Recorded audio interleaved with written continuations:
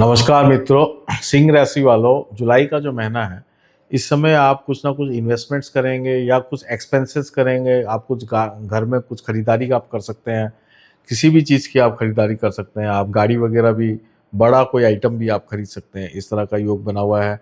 मंगल जो इस आपके 10th हाउस में जो बैठा हुआ है, ये आपको करियर में बूस्ट करने के लिए आया है। आपके करियर को वापस अच्छा कर दे, आपके काम को एप्रिसिएशन मिले, वो इस महीने हो सकता है। इसके अलावा करियर का परिवर्तन या यात्राएं, ये भी बहुत स्ट्रांगली होंगी। यात्राओं का भी बहुत अच्छा योग है।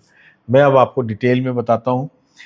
देखिए, मंगल जैसे मैंने आपको बताया कि दसम का मंगल जो है, ये बहुत शानदार होता है सिंह लगन वालों के लिए। करियर को एकदम से बूस्ट अप करता है। आपकी जो रेपुटेशन है वो एकदम से इंक्रीज होती है। आपके परफॉर्मेंस का एप्रिसिएशन होता है और आप बहुत सारी जिम्मेदारियों को जो है एक साथ लेके चलते हैं। कई बार ऐसा भी होता है कि बहुत सारी जिम्मेदारियां लाद दी जाती हैं, ये भी होता है। तो ये भी इस समय आप देखेंगे कि कोई एक्स्ट्रा रिस्पॉन्सिबिलिटी आपके ऊपर डाल दी जाए। ठीक है। 5 जुलाई को आप देखेंगे कि शुक्र जो है 12th हाउस में है, वो मूव करके जो है लगन में आ जाएगा। शुक्र केतु एक साथ होने वाला है। तो ये again career point of view से अच्छा ही समय है। इस समय आपको मेहनत बहुत करनी पड़ेगी, लेकिन ये फाइनेंशियली भी आपको अच्छा देगा। हेल्थ पे, आपकी खुद की हेल्थ पे आपको बहुत ज़्यादा ध्यान देना पड़ेगा, ये आप ध्यान रखें। 1 जुलाई या 30 जून से बुध जो है वक्री है और ये 24 जुलाई तक बुध वक्री रहने वाला है। इसलिए खर्चे का योग बना रहेगा। आपका बुध जो है वो सेकंड लॉर्ड है और लाभेश है और 12th हाउस में बैठा हुआ है। तो जब तक बुध वक्री है, कोई ना कोई खर्चा लगा ही रहेगा।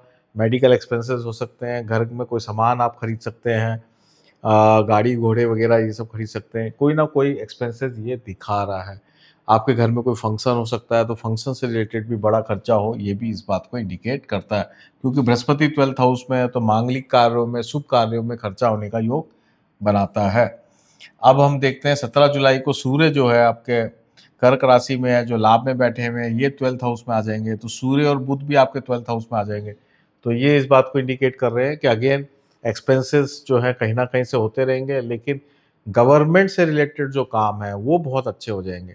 सरकारी कोई काम आपको लेना है, कोई टेंडर आपको लेना है, कोई कॉन्ट्रैक्ट आपको लेना है, या आपको कोई आपकी फाइल अटकी हुई है उसको आपको क्लियर कराना है, तो ये सारी पॉसिबिलिटीज़ जो है, जैसे ही सूर्य 17 जुलाई को निकलेगा और 12th हाउस में आएगा, तो ये सरकार से बेनिफिट आपको मिलने लग जाएगा। जो स्टूडेंट्स हैं, सरकारी नौकरी में जाना चाहते हैं, उनके लिए भी ये बहुत अच्छा योग है। कोई इसमें सरकारी नौकरी आपको मिल सकती है, इसके भी पूरे योग बने हुए हैं। यात्राएं लेकिन आपकी बंद नहीं होने वाली, ये ध्यान रखना। मैं एक बात कॉमन बार बार बता रहा हूँ कि 1 जुलाई से 31 जुलाई के बीच में यात्राएं बहुत हैं। तो यात्रा करना नॉर्मली तो आपको बेनिफिट ही होगा। 24 जुलाई के बाद ज़्यादा बेनिफिट होगा। और फिर इसमें लास्ट है, शनि जो है वक्री होने वाले हैं 27 जुलाई से। शनि का वक्री होना भी आपके लिए बेनिफिट होगा। हेल्थ को इम्प्रूव करेगा, बिजनेस को इम्प्रूव करेगा, ये इस बात को इंडिकेट कर रहा है। पेरेंट्स के हेल्थ को लेकर शनि वक्री होना थोड़ा मुश्किल क्रिएट करेगा। कोई ना कोई मदर या फादर जो है, कोई ना कोई मेडिकल एक्सपेंसेस वहाँ पे हो सकते हैं। अब मैं वापस से एक बार टॉपिक वाइज चेक कर लेता हूँ। हेल्थ मैंने आपको बता ही दिया है कि ओवरऑल आपको खुद की हेल्थ पे ध्यान देना है। जब शुक्र यहाँ पे मूव कर रहा है, ये वाला स्किन प्रॉब्लम्स आपको हो सकती हैं, यूरिनरी ट्रबल्स हो सकती हैं, पेशाब से संबंधित जो दिक्कतें होती हैं वो हो सकती है, यूरिनरी यूरिनरी इन्फेक्शंस हो सकते हैं, ये मैं आपसे कहना चाहता हूँ। करियर की अगर हम बात करें तो ये one of the finest position है इस बात के लिए कि आप जो काम कर रहे हैं वो एप्रिशिएट होगी। ये मैं आपको बता चुका हूँ ये बात।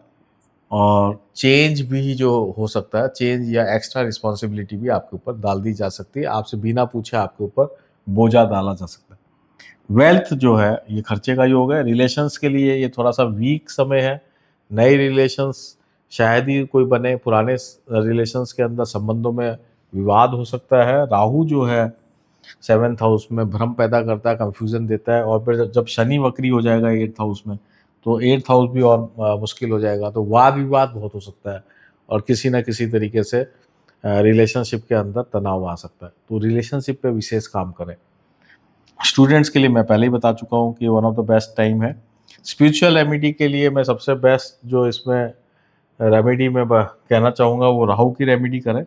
7th हाउस में राहु है, तो ऐसे जानवर जो अपाहिज हैं उन जानवरों की आप सेवा करें, या गौशालाओं में ऐसी गायें जो अपाहिज हैं उनकी आप सेवा करें, चाहे मेडिसिन से करें, चाहे खाने से करें, चाहे चारा वगैरह डालें, तो उससे आपको बहुत ही विशेष बेनिफिट होने वाला है। या एक और उपाय है जो आप कर सकते हैं, क्योंकि राहु की 7th हाउस में 8th हाउस में शनि है, कि कई बार क्या होता है कि आप देखते हैं कि शमशान के अंदर कई लोगों को मदद की ज़रूरत पड़ती है, किसी भी प्रकार की आपको मदद की अगर ज़रूरत हो वहाँ पे, तो आप ज़रूर करें ये राहु शनि, तो उससे भी आपका ये बहुत अच्छा रिजल्ट पूरे महीने के लिए अच्छा आएगा। तो दोस्तों ये था सिंह राशि वालों का जुलाई के महीने का मासिक राशिफल, और मेरी बहुत बहुत आपको शुभकामनाएं हैं कि ये जो पूरा जुलाई है ये आपका अच्छा जाए और आप इसके अंदर कुछ ना कुछ उपलब्धियां प्राप्त करें। नमस्कार, धन्यवाद।